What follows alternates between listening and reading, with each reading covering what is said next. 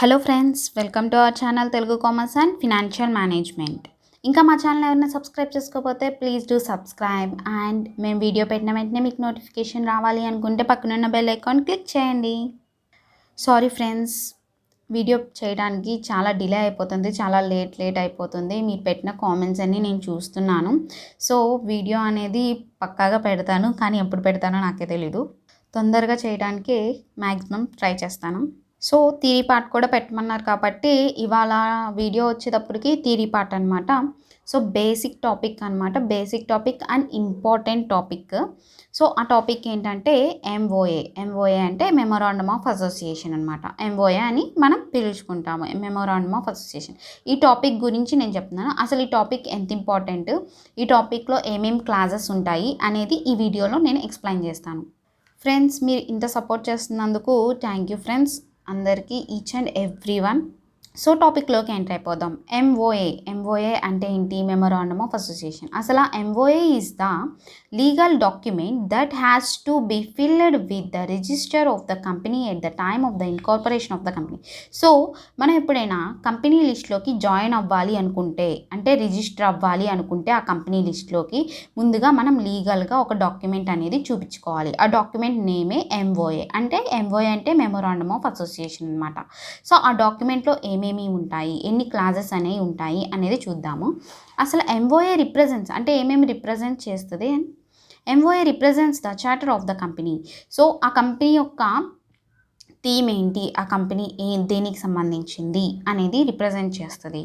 So it is the legal document prepared during the formation and registration process of the company that defines the relationship with share holders and it specifies the objectives for which the company has been formed. So ఆ company registration ప్రాసెస్లోనే ఆ company ఎవరెవరికి సంబంధం ఉంది, అంటే ఈ కంపెనీలో ఎవరెవరికి సంబంధం ఉంది, ఎంతమంది షేర్ హోల్డర్స్ ఉన్నారు, ఏమేమి ఆబ్జెక్టివ్స్ ఉపయోగిస్తున్నారు. సో ఆబ్జెక్టివ్స్ మీన్స్ అంటే దేనికి సంబంధించిన కంపెనీ. సో ఇలాంటి అనేది రిజిస్ట్రేషన్ చేసుకునేటప్పుడే ఈ ఎంఓఏ డాక్యుమెంట్, అంటే ఎంఓఏలో ఇవన్నీ వస్తాయి అన్నమాట. ఎంఓఏ అనేది ఎందుకు ఇంపార్టెంట్? మనం కంపెనీ లిస్ట్లోకి మన కంపెనీ జాయిన్ అవ్వడానికి మనం రిజిస్ట్రేషన్ చేసుకునేటప్పుడు ఎంఓఏ డాక్యుమెంట్ అనేది చూపిస్తాము. ఆ ఎంఓఏలో ఏమేమి అంటే ఏమేమి రిప్రజెంట్ చేస్తాము అంటే ఏం రిప్రజెంట్ చేస్తాము? ఈ కంపెనీలో ఎవరికైతే రిలేషన్షిప్ ఉంటుందో, అంటే షేర్ హోల్డర్స్ కానీ పార్ట్నర్స్ కానీ, సో ఇలాంటివి ఉంటాయి కదా, అవన్నీ మనం ఈ కంపెనీలో రిజిస్ట్రేషన్ చేసుకోవాలి, అంటే రిప్రజెంట్ చేయాలన్నమాట. ఆ డాక్యుమెంట్లో మనం చూపించుకోవాలి ఏమేమి సంబంధం ఉంది, ఏమేమి అంటే లయబిలిటీస్ అని చెప్పి, ఎసెట్స్ అని చెప్పి అన్నీ ఈ డాక్యుమెంట్లో చూపించుకుంటాం. అసలు ఏమేమి క్లాజెస్ ఉన్నాయో డీటెయిల్గా నేను ఎక్స్ప్లెయిన్ చేస్తాను. సో ద ఫస్ట్ క్లాస్ వచ్చేటప్పటికి నేమ్ క్లాజ్ అనమాట. నేమ్ క్లాజ్ అనేటప్పటికి ఇట్స్ ఇంపార్టెంట్ క్లాజ్ అనమాట. ఫస్ట్ థింగ్, మన కంపెనీ యొక్క నేమ్ వేరే కంపెనీతో మ్యాచ్ అవ్వకూడదు. అంటే ఆల్రెడీ ఆ కంపెనీ లిస్ట్లో జాయిన్ అయిన కంపెనీస్ ఉంటాయి, ఆ కంపెనీ లిస్ట్లో జాయిన్ అయిన కంపెనీస్తో మన నేమ్ అనేది మ్యాచ్ అవ్వకూడదు. మన నేమ్ అనేది ఆల్రెడీ ఆ కంపెనీ లిస్ట్లో ఉన్న నేమ్తో మ్యాచ్ అయితే మన కంపెనీ అనేది యాక్సెప్ట్ చేయరు. సో ఆ నేమ్ అనేది డిఫరెంట్గా ఉండాలి. సో అండ్ వన్ థింగ్, మనం ప్రైవేట్ కంపెనీయా ఆర్ పబ్లిక్ కంపెనీ అనుకోండి. ఫర్ ఎగ్జాంపుల్ ఏబీసీ అనే కంపెనీ ఉంది, ABC company. So public company అయితే ఏబీసీ లిమిటెడ్ కంపెనీ అంటాం. అదే ప్రైవేట్ కంపెనీ అనుకోండి, ఏబీసీ ప్రైవేట్ లిమిటెడ్ అంటాం. సో నోట్ చేసుకోండి, పబ్లిక్ కంపెనీకి ఎప్పుడు పబ్లిక్ లిమిటెడ్ అని ఉండదు, లిమిటెడ్ అని ఉంటుంది. ప్రైవేట్ కంపెనీకే ప్రైవేట్ లిమిటెడ్ అనేది ఉంటుంది ending of the company name. So this class specifies the name of the company. The name of the company should not be identical to any existing company. చెప్పాను కదా, already ఉన్న కంపెనీతో మన company యొక్క name అనేది match అవ్వకూడదు. Also it is a private company, అంటే private company అయినా ఆ కంపెనీ లిస్ట్లో ఉన్న కంపెనీస్తో నేమ్ అనేది మ్యాచ్ అవ్వకూడదు. Then it should have the word private limited. Private company అయితే ప్రైవేట్ లిమిటెడ్ అని ఎండ్ ఆఫ్ ద కంపెనీ, అంటే ఏబీసీ తర్వాత ప్రైవేట్ లిమిటెడ్ అని పెట్టుకోవాలి. Public company then it should add the word limited. So public కంపెనీకి ఏం చెప్పాను, లిమిటెడ్ అనే వర్డ్ని యాడ్ చేయాలి. ప్రైవేట్ అయితే ప్రైవేట్ లిమిటెడ్, పబ్లిక్ అయితే ఓన్లీ లిమిటెడ్ అని యాడ్ చేయాలి. సో ఫర్ ఎగ్జాంపుల్గా చెప్పాను కదా, ABC limited company. So ABC limited company అని ఉంటుంది. అదే ఇది పబ్లిక్ కంపెనీ అయితే ABC limited company. Private company అనుకోండి, ఏబీసీ ప్రైవేట్ లిమిటెడ్ కంపెనీ అనేది ఉంటుంది. సో ఇలా ఉంటుంది. నేమ్ క్లాజ్ అనేది చాలా ఇంపార్టెంట్. వేరే కంపెనీతో అంటే, వేరే కంపెనీ అంటే ఏంటి, ఆల్రెడీ రిజిస్టర్ అయిన లిస్ట్లో ఉన్న కంపెనీతో మ్యాచ్ అవ్వకూడదు అంతే. సెకండ్ వన్ వచ్చేటప్పటికి రిజిస్టర్ ఆఫీస్ క్లాజ్. ఈ రిజిస్టర్ ఆఫీస్ క్లాజ్లో ఏంటంటే, మనం ఉన్న కంపెనీ ఏ స్టేట్ కింద వచ్చింది, ఏ రిజిస్టర్ ఆఫీస్ కింద వచ్చింది అనేది చూసుకోవాలి. And the company is required to inform the location of the register office to the register of companies within 30 days from the date of incorporation of the company అనమాట. So ఇది register class కింద వస్తుంది. Friends, third one వచ్చి objective class. Objective class అంటే ఏంటి, మన ఒక company దేని పర్పస్ అంటే, మన కంపెనీలో ఏమేమి చేస్తున్నాము, ఏమేమి వర్క్ చేస్తున్నాము, ఎందుకు ఎస్టాబ్లిష్ అనేది చేసాము, ఎప్పుడు ఎస్టాబ్లిష్ చేసాము అనేది, ఏ పర్పస్కి మన కంపెనీ అనేది రన్ అవుతుంది. సో ఆల్ క్లారిటీ అంటే అన్నీ క్లారిటీగా ఈ ఆబ్జెక్టివ్ క్లాస్లో ఉండాలి. ఆ కంపెనీ అనేది దేనికి, ఏ పర్పస్కి అనేది ఈ ఆబ్జెక్టివ్ క్లాస్లో వచ్చింది. ఎప్పుడు అయితే ఎస్టాబ్లిష్ చేసామో, బిగినింగ్ అంటే మన కంపెనీ బిగినింగ్ ఆన్వర్డ్స్, మన కంపెనీ అనేది స్టార్టింగ్ దగ్గర నుంచి ఏ వర్క్ అయితే జరుగుతుంది, ఏ ప్రాసెస్ జరుగుతుంది అంటే ఆల్ డీటెయిల్స్ అనేది, కంపెనీ గురించి అన్ని డీటెయిల్స్ అనేది ఈ ఆబ్జెక్టివ్ క్లాస్లో ఉండాలి. So next one liability class. ఈ లయబిలిటీ క్లాస్ అనేది ఏంటి, మనం కంపెనీ స్టార్ట్ చేసిన దగ్గర నుంచి ఆ కంపెనీకి మనం ఏమన్నా అప్పు తీసుకుని స్టార్ట్ చేసామా అంటే, బయట నుంచి లోన్స్ అనేవి తీసుకొని స్టార్ట్ చేసామా, షేర్ హోల్డర్స్ నుంచి తీసుకొని స్టార్ట్ చేసామా అని చెప్పి ఆల్ డీటెయిల్స్ అన్నీ ఉండాలన్నమాట. అంటే ఈ కంపెనీ అనేది ఎలా స్టార్ట్ అయ్యింది. సో మనం ఇన్వెస్ట్ అంటే షేర్ హోల్డర్స్ నుంచి తీసుకునేది కూడా మనం అప్పు కిందే ఉంటుంది.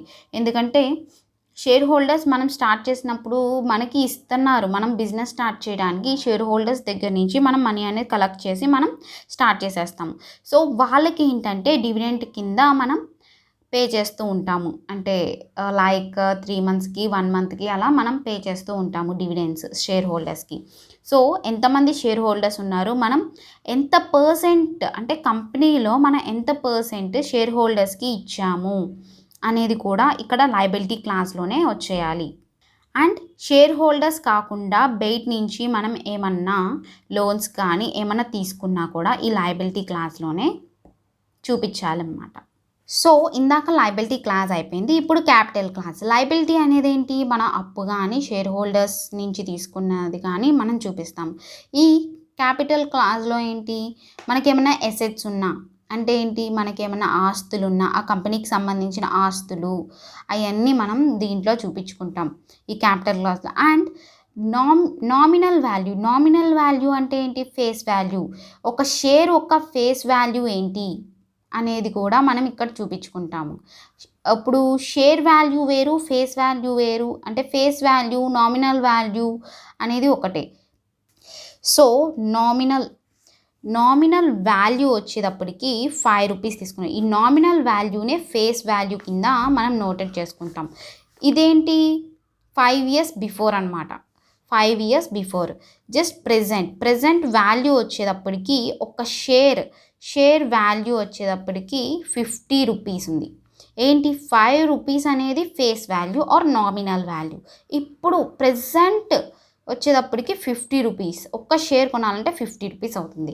సో ఇక్కడ ఏంటంటే క్యాపిటల్ క్లాజ్లో ఏంటంటే నామినల్ వాల్యూ, అసలు ఆ షేర్ వాల్యూ ప్రెజెంట్ వాల్యూ తీసుకోము, అసలు ఆ షేర్ ఒరిజినల్ వాల్యూ ఎంత అనేది తీసుకుంటాం. అండ్ ఈ కంపెనీకి సంబంధించిన ఎసెట్స్ ఏమన్నా ఉన్నాయా అనేది మనం చూసుకుంటాము. సో నెక్స్ట్ వన్ వచ్చి association class. Association. So association class అంటే ఏంటి? As per this class. So as per this class association class అంటే ఏంటంటే ప్రైవేట్ కంపెనీలో పబ్లిక్ కంపెనీలో ఎంతమంది ఉండాలి అని. సో మనం పబ్లిక్ కంపెనీ అనేది స్టార్ట్ చేసామనుకోండి, పబ్లిక్ కంపెనీలో మినిమం 7 మెంబర్స్ లేకుండా ఆ పబ్లిక్ కంపెనీ స్టార్ట్ చేయకూడదు, చెయ్యరు.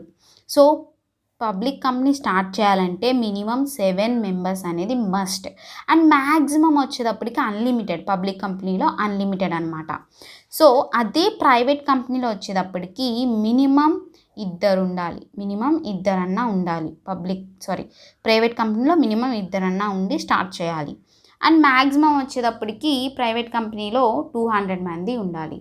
ఇంతకంటే ఎక్కువ ఉంటే ఉండకూడదు, ఇంతకంటే అసలు ఎక్కువ ఉండకూడదు. 200 మ్యాక్సిమం అనమాట ప్రైవేట్ కంపెనీలో. సో పబ్లిక్ కంపెనీలో వచ్చేటప్పటికి అన్లిమిటెడ్, మ్యాక్సిమము మినిమం 7 మెంబర్స్ ఉండాలి. ప్రైవేట్ కంపెనీలో వచ్చి 2 మెంబర్స్ మినిమము, మ్యాక్సిమం వచ్చి 200 అనమాట. సో ఇది ఈ క్లాజెస్ అనేవి మనం మెమొరాండమ్ ఆఫ్ అసోసియేషన్లో చూపించుకుంటాం ఆ డాక్యుమెంట్లో.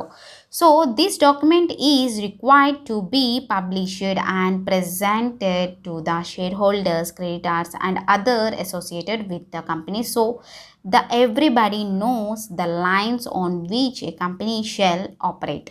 సో ఈ ఒక్క డాక్యుమెంట్ అనేది ఆ కంపెనీలో ఏంటి, షేర్ హోల్డర్స్ ఎంతమంది, క్రెడిటర్స్ అండ్ ఆ కంపెనీకి సంబంధించిన డీటెయిల్స్ అన్నీ మనం పబ్లిష్ చేస్తామన్నమాట. ఎందుకంటే అందరికీ తెలియటానికి, మెయిన్గా ఎవరికి తెలియాలి, షేర్ హోల్డర్స్కి తెలియటానికి అండ్ క్రెడిటార్స్కి తెలియటానికి ఆ కంపెనీ యొక్క డాక్యుమెంట్స్ అనేది మనం పబ్లిష్ చేస్తాము.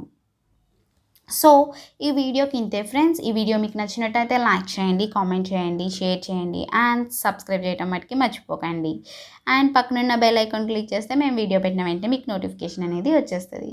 And thank you for watching till and keep smiling.